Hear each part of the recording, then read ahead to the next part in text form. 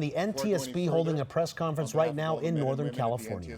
I want to extend our deepest condolences to the families and friends of all those who lost their lives or were injured in this tragic accident.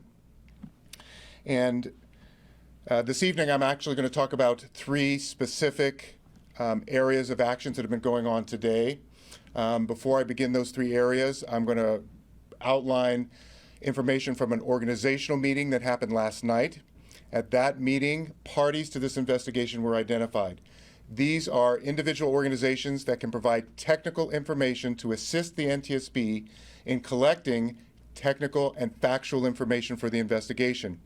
Those parties to the investigation include the California Highway Patrol, the California Department of Transportation, or Caltrans, the Federal Motor Carrier Safety Administration, FMCSA, FedEx Corporation, as well as Silverado Stages Incorporated. That's the owner-operator of the motor coach that was involved in the crash. So I have three areas that I'm going to review. The first one is we were on scene today, which gave us a chance to actually observe the tire marks, which I'm going to be talking about, as well as specifics of the median. So we had a chance to actually look at that. Second is we had a chance to see the vehicles. This gave us a chance to observe the extent of the fire damage, as well as see potential recoverable data, which we'll be talking about. Photos both from on scene as well as from the vehicles have been tweeted out, but are also available on our website at ntsb.gov. The second area I'm going to talk about is all of the actions that have been taken over the past 24 hours. So we've barely been here 24 hours, but have been quite busy. And so yesterday I reported that we were looking at 6 different areas, that it's actually expanded now to 7 groups and 7 different areas. So I have a lot of information. I'm going to report all the factual pieces that we've basically been able to obtain in just over the last 24 hours. So first, let me start with the highway group. They measured the median. It is 58 feet wide, and that's edge line to edge line, which is if you go out on the highway, that's literally yellow line to yellow line.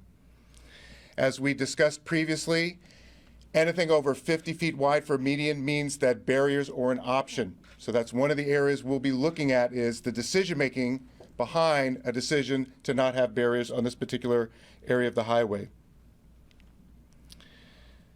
This is just preliminary information, but our investigators have been able to, in this preliminary way, calculate that the FedEx truck tractor departed at a 10-degree angle from its travel lane onto the median. There's no indication of tire marks from braking in the median or in the northbound lanes. The bus, we were able to actually measure 175 feet of pre-impact tire marks. When you subtract the 30 feet of the bus, that gives us 145 feet of tire marks, including evasive maneuvers. This physical evidence would indicate that the bus was steered to the right. So, our human performance and motor carrier groups. They are organizing a list for Federal Express related to documentation that we need. For example, we'll be looking at extensive information related to the drivers as well as operations. They are arranging a visit to the Los Angeles terminal where the motor coach trip originated. They are also in the process of making arrangements with the Los Angeles Unified School District personnel. We want to interview people to understand how arrangements were made, what the contract was with the motor coach company, to understand the specific parameters of the trip. Our human performance and motor carrier folks will also be interviewing survivors in the Los Angeles area, so they'll be coordinating with the Los Angeles Unified School District for further interviews with survivors. This is especially critical for our survival factors, looking at occupant protection, literally where people were sitting and what happened in their egress from the motor coach. There was a question yesterday about toxicology. And so I can report to you that the California Highway Patrol arranged for us to be able to get a blood sample from both drivers. So that blood sample is available, and we will be sending that to the Civil Aeromedical Institute, or CAMI, which is in Oklahoma City, run by the FAA. There they will test it for alcohol, over-the-counter medications, prescription medications, illegal drugs. And there is the possibility that they may be able to tell us whether or not either of the drivers inhaled smoke. Another new piece of factual information is that there was a driver change. A different driver, there was an original driver in Los Angeles who drove to Sacramento, and then due to hours of service, stopped driving, and then the accident driver took over in Sacramento. Now let me talk about survival factors. This group is documenting the occupant compartment.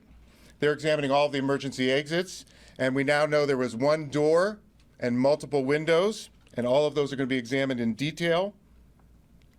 They are in the process of obtaining all of the dispatch logs from the first responders to this crash. They are obtaining copies of autopsy results. And our survival factors group has determined that some individuals were ejected from the bus. They will be looking at the specific mechanisms of those ejections. As I mentioned yesterday, our most wanted list includes occupant protection.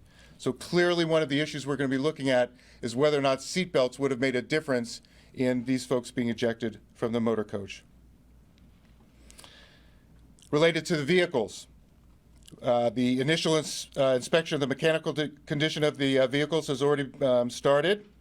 It's extremely difficult due to the fire damage. I do encourage you to look at the photos. It's going to give you a very good understanding of how our investigators are going to be challenged with some of their inspections. Yesterday we talked about technology, and so today we're actually able to see the electronic control module that's on the bus. It survived the crash. It appears to be available for download. It would then, the information would be sent for analysis to the NTSB laboratories in our research and engineering departments in Washington, D.C. Part of what we need to do is determine what was actually recorded.